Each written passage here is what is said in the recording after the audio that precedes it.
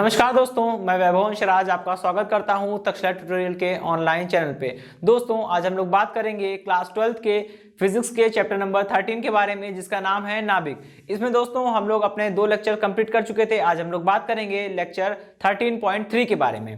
दोस्तों, आज के सेशन का जो हमारा पहला टॉपिक है वो है बंधन ऊर्जा वक्र। मैं यहाँ पे हेडिंग लिख देता हूं, यानी कि बाइंडिंग एनर्जी कर्व। ठीक है, अब देखिए, सबसे पहले तो हमें ये बताना पड़ेगा कि बंधन ऊर्जा वक्र है क्या। ठीक है, फिर उसके बाद यहाँ पे जो मैंने ये वक्र बनाया हुआ है इसको एक्सप्लेन करना होगा। सबसे पहले तो ये जान लीजिए, अगर हम भिन्न भिन्न नाभिकों के लिए, यानी कि अलग अलग तत्वों के नाभिकों के लिए द्रव्यमान संख्या A को x अक्ष पर तथा बंधन ऊर्जा प्रति न्यूक्लियॉन को y अक्ष पर रख के एक वक्र खींचेंगे, तो जो वक्र हमें प्राप्त होगा उस वक्र को हम क्या बोलते हैं? बंधन ऊर्जा वक्र। यानी कि वह वक्र जो भिन्न भिन्न नाभिकों के लिए द्रव्यमान संख्या A तथा बंधन ऊर्जा प्रति न्यूक्लियॉन के मध्य खींचा जाता है, क्या कहलाता है? बंधन ऊर्जा वक्र कहलाता है। या तो आप इसको इस प्रकार से भी परिभाषित कर सकते हैं कि वह वक्र जो नाभिकों की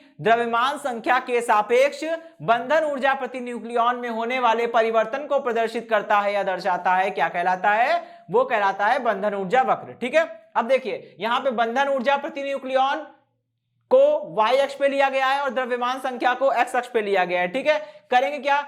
नाभिक की बंधन ऊर्जा को न्यूक्लियॉनों की संख्या से भाग कर देंगे, और जब आप ऐसा कर देंगे तो आपको जो मिलेगा वो बंधन ऊर्जा प्रति न्यूक्लियॉन होगी, और वो आपको y अक्ष पे बनाना है। ठीक है, चलिए अब यहां हम लोग शुरुआत करते हैं। दोस्तों, आप यहां पे ग्राफ देख रहे होंगे, ये जो वक्र बना है ये कुछ तत्वों के लिए बनाया गया है। ठीक है, अभी यहां पे कई ऐसे पॉइंट्स हैं, टोटल 5 या 6 पॉइंट्स होंगे जो हम लोग इसमें पढ़ेंगे। ठीक है, पहला पॉइंट ये है कि देखिए, बंधन ऊर्जा प्रति न्यूक्लियॉन जो है वो एक क्राइटेरिया है। बंधन ऊर्जा प्रति न्यूक्लियॉन जो है वो एक क्राइटेरिया है जो कि ये बताता है कि नाभिक स्थायी होगा या नहीं।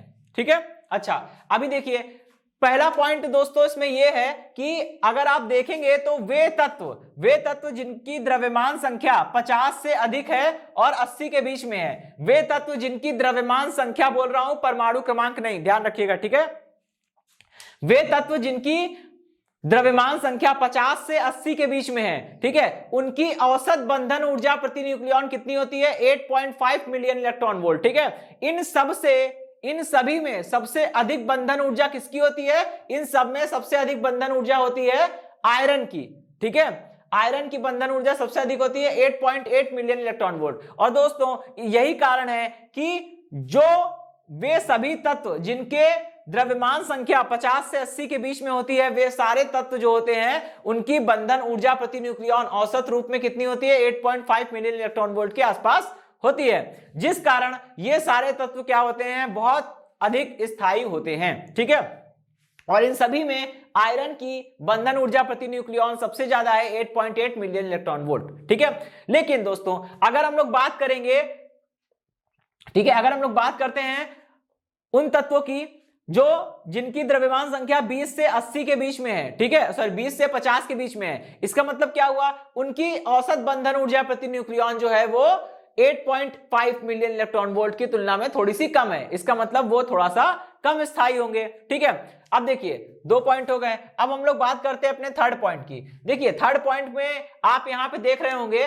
कि देखिए, यहां पे क्या है, आपको दिख रहा होगा, ये जो ग्राफ गया है इसमें देखिए 1s2 ड्यूटेरियम है। ठीक है, फिर यहाँ पे हीलियम परमाणु है, फिर यहाँ पे लिथियम है, यहाँ पे कार्बन है। आप देख रहे हैं यहाँ पे कुछ, देखिए, आपको सेकेंडरी पीक मिल रही है। ठीक है, सेकेंडरी पीक का मतलब होता है द्वितीयक शिखर मिल रहे हैं। देखिए, 1 परमाणु क्रमांक होता है हाइड्रोजन का, उसके जस्ट बाद आता है हीलियम। हाइड्रोजन की तुलना में हीलियम देखिए कितना ऊपर है। ठीक है, और हीलियम के जस्ट बाद आता है लिथियम, वो कितना नीचे है। तो कहने का मतलब है कि आप देखिए, हीलियम पर, कार्बन पर, ऑक्सीजन पर आपको द्वितीयक शिखर मिलते हैं, सेकेंडरी पीक मिलती है। और ये सेकेंडरी पीक क्या करती है? ये यह बताती है कि ये सभी तत्व जिन पे आपको द्वितीयक शिखर मिल रहे हैं, ये सारे तत्व अपने समीपवर्ती तत्वों की तुलना में अधिक स्थायी हैं। यानी ये सारे नाभिक जो हैं वो अपने समीपवर्ती नाभिकों की तुलना में अधिक स्थायी हैं। जैसे आप कह सकते हैं कि हीलियम जो है वो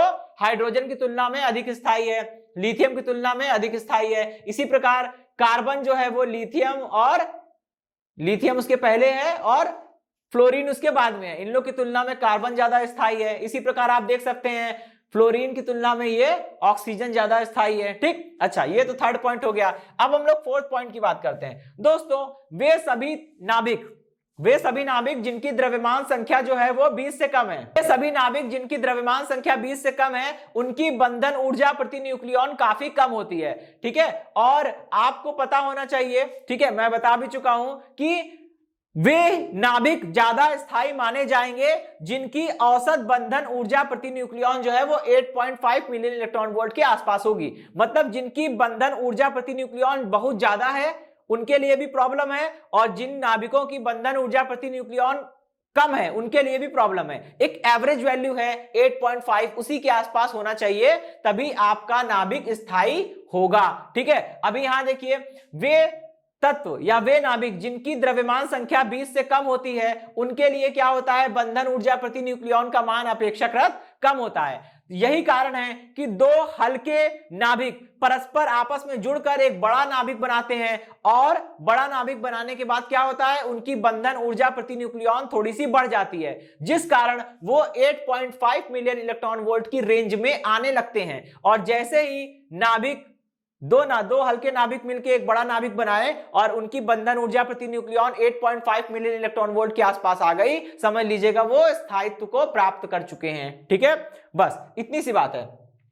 तो यहां पे दोस्तों एक घटना हो रही है। क्या घटना हो रही है कि दो हल्के नाभिक आपस में एक दूसरे के साथ जुड़ रहे हैं और जुड़कर एक बड़ा नाभिक बना रहे हैं, और वो जो बड़ा नाभिक उन्होंने बनाया है वो बड़ा नाभिक क्या कर रहा है, उसकी औसत बंधन ऊर्जा प्रति न्यूक्लियॉन जो है वो 8.5 मिलियन इलेक्ट्रॉन वोल्ट के आसपास आ गई है। ठीक है, ये बात समझ में आ गई। ओके, अभी देखिए, इस प्रक्रिया को हम लोग क्या बोलते हैं, नाभिकीय संलयन बोलते हैं। तो अगर आपसे एक नंबर में प्रश्न पूछ सकते हैं शॉर्ट में, ठीक है, वेरी शॉर्ट में, कि नाभिकीय संलयन से आप क्या समझते हैं, तो आप बोलेंगे वह प्रक्रिया जिसमें दो हल्के तथा अस्थायी नाभिक परस्पर जुड़कर एक बड़ा तथा स्थायी नाभिक बनाते हैं, क्या कहलाते हैं, नाभिकीय संलयन की अभिक्रिया या नाभिकीय संलयन कहलाती है। वो पूरी प्रक्रिया नाभिकीय संलयन कहलाएगी। संलयन का मतलब होता है जुड़ना। ठीक है, चलिए अभी हम लोग पांचवा पॉइंट देखते हैं। पांचवें पॉइंट में क्या बोला गया है कि अगर मान लीजिए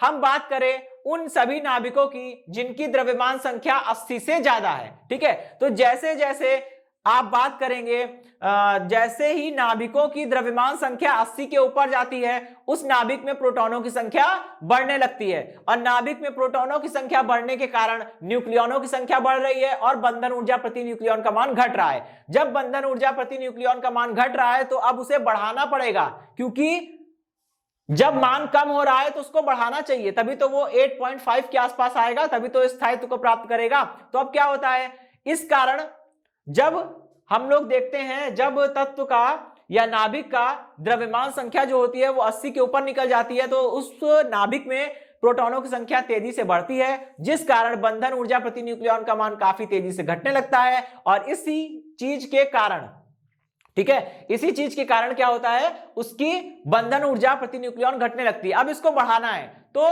यहां पे एक दूसरी प्रक्रिया होगी। क्या होगा, एक बड़ा नाभिक, ठीक है, एक बड़ा और अस्थायी नाभिक टूट जाएगा, दो या दो से अधिक परंतु स्थायी नाभिकों में टूट जाएगा। ठीक है, और इस पूरी घटना को हम लोग क्या बोलते हैं, नाभिकीय विखंडन। तो अगर आपसे प्रश्न पूछा जाएगा कि नाभिकीय विखंडन क्या है, तो आप बोलेंगे वह प्रक्रिया जिसमें कोई बड़ा तथा अस्थायी नाभिक दो अथवा अधिक छोटे परंतु स्थायी नाभिकों में विभक्त हो जाता है, क्या कहलाता है, नाभिकीय विखंडन कहलाता है। ठीक है, ये पूरी प्रोसेस, ये पूरी अभिक्रिया नाभिकीय विखंडन कहलाती है। ठीक है दोस्तों, तो दोस्तों इस टॉपिक में, इस बंधन ऊर्जा वक्र ये जो टॉपिक है, इसमें केवल 5 पॉइंट है, लेकिन जो लास्ट में 2 पॉइंट्स हैं, ठीक है, पॉइंट नंबर 4 और पॉइंट नंबर 5, ये दोनों इंपॉर्टेंट है, क्योंकि 4 में आपको नाभिकीय संलयन के बारे में बताया गया है, नाभिकीय संलयन की परिभाषा लिखी हुई है, और 5 में आपको नाभिकीय विखंडन की परिभाषा बताई गई है। तो इस चीजों को ध्यान में रखिए, इस कारण ये दोनों पॉइंट लास्ट के बहुत इंपॉर्टेंट है। वैसे ये टॉपिक जो है वो इतना पूछा नहीं जाता, बट इसमें यहां से जो 2 डेफिनेशन आई है पॉइंट नंबर 4 में और पॉइंट नंबर 5 में, इनका अपना अलग ही महत्व है। ठीक है दोस्तों, ओके दोस्तों, इसी के साथ ये लेक्चर समाप्त होता है। इस लेक्चर से जुड़े नोट्स प्राप्त करने के लिए डिस्क्रिप्शन में दिए गए लिंक पर जाके क्लिक कीजिए। ओके दोस्तों, आज के सेशन में इतना ही, मिलता हूं नेक्स्ट सेशन में। धन्यवाद।